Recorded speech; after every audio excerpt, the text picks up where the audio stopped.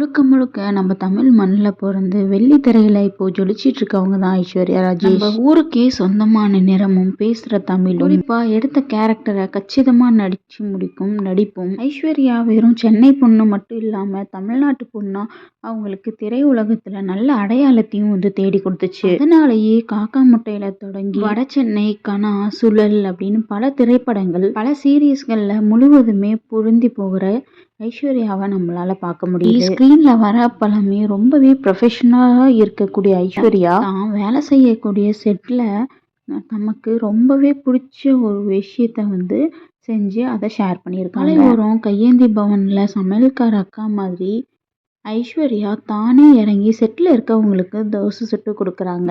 Cotton புடவையும் பின்னண தலையும் கடைக்கார அக்காவே மாறின ஐஸ்வர்யா கிட்ட அங்க இருக்கவங்க தோசை வாங்கி சாப்பிட்டாங்க. நடிகை கீர்த்தி சுரேஷ் உள்பட பலரும் ஐ தோசை தோசைன்னு சொல்லி கமெண்ட் பண்ணிட்டு வராங்க. மேலும் சினிமா பத்தின அப்டேட்ஸ் தெரிஞ்சுக்கிறதுக்கு சினி டாக்ஸ் டைரியை சப்ஸ்கிரைப் பண்ணிக்கோங்க.